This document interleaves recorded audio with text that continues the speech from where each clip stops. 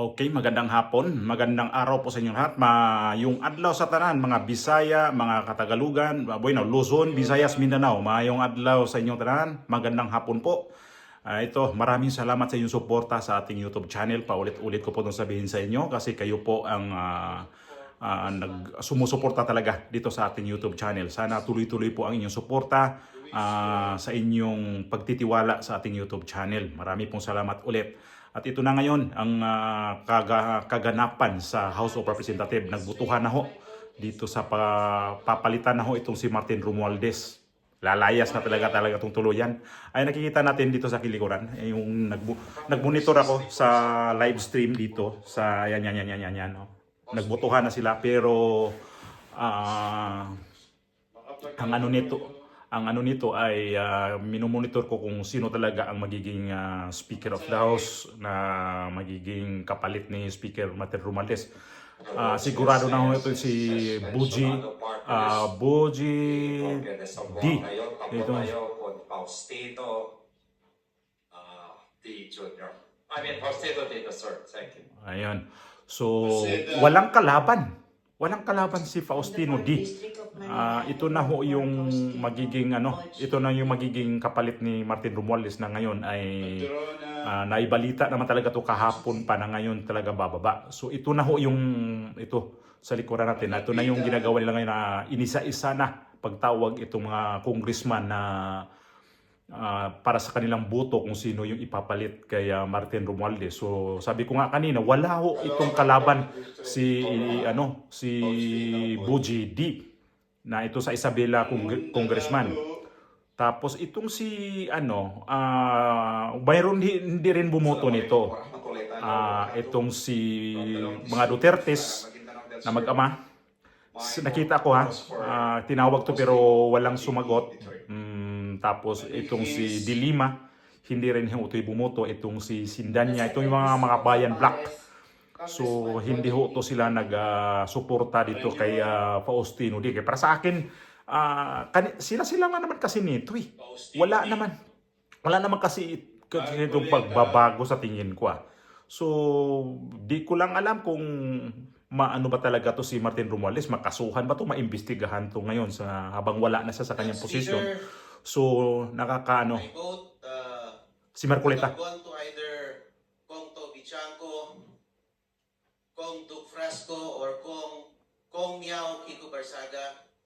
But since they are not on the list, because I think they're not ready to run yet, maybe at least not for now, I think the House needs a major institutional change, institutional reforms. Matindi ito Not just cosmetic changes.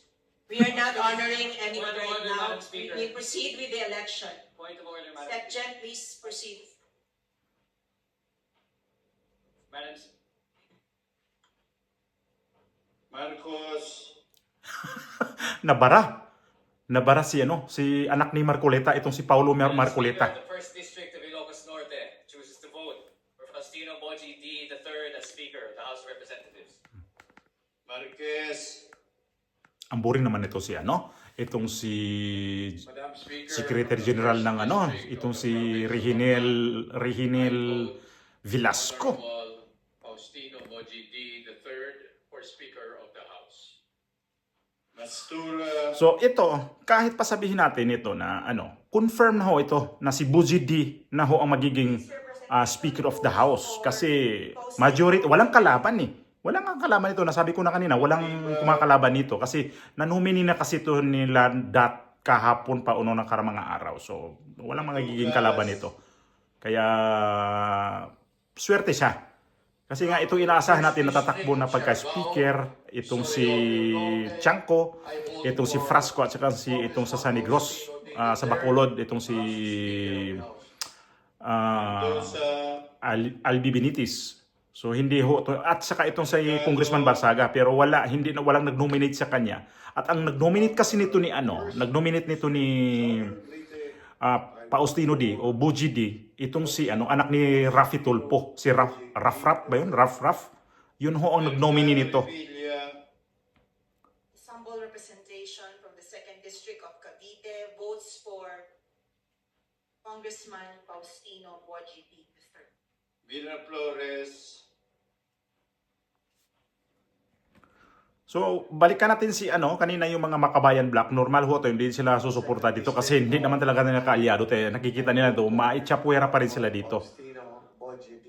So, ayun, hindi na ho sila tumuloy dito na suportahan to si Boji D. Votes for Boji D as Speaker of the House of Representatives in the 28th Congress. Montes. The 4K party list being part of the minority abstains. Nava. Abstain.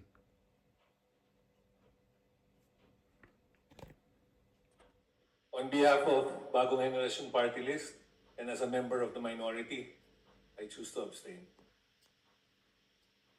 Nisay. As part of the minority, I abstain. Dumadami-dami na rin silang nag-abstain, ha?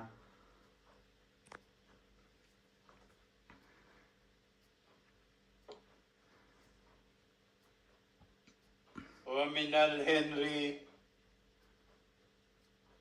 Ang boring mo, Velasco, magbasa. On behalf of Ascenso Pinoy Party List, I vote for Congressman Faustino Boji D. III. Ominal Sancho Fernando.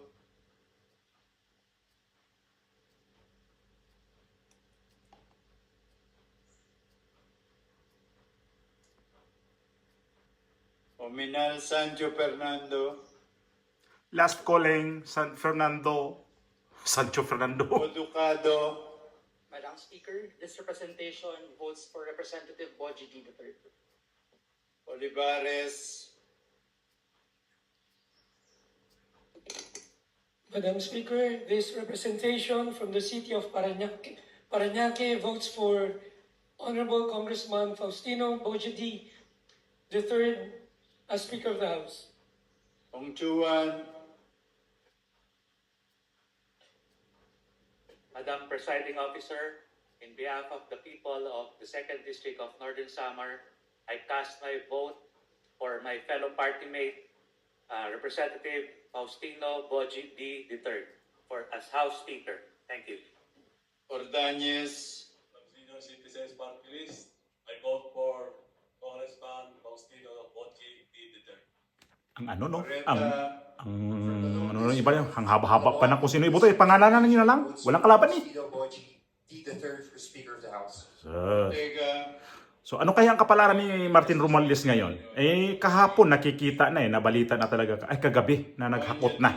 Sa gitna nga ng usap-usapan sa pagpapalit ng liderato sa Kamara, naaktuhan ng media ang paghahakot ng ilang gamit mula sa opisina ni House Speaker Martin Romualdez. Kagabi nang mavideohan ng ilang tauhan na bitbit ang isang desk nameplate.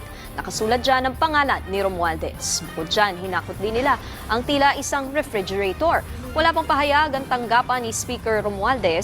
Itong si Romualdez na talagang na talaga niya ngayon na lilisanin niya na yung House of Representatives. So kagabi na balita 'yon sa news sa TV5 na naghakot na yung pangalan niya na pasan-pasan at saka yung refrigerator na nilabas na kahapon itong balita na to. So ayun na ang kaganapan sa Pilipinas ngayon. Nagpalit ng speaker. Sana ang Pilipino palagay ko hindi pa rin mananahimik ngayon kasi hanggat si Bongbong Marcos pag hindi magbago ang kanyang sistema, nagpalit ng Speaker of the House, nagpalit ng Senate President sa Senado, palagay ko ang presidente na lang kulang natin palitan ito. So unti-unti na natin itong makamit. Kapag ito si Bongbong Marcos hindi ayusin nito, siya na ang susunod nitong patalsikin. Sana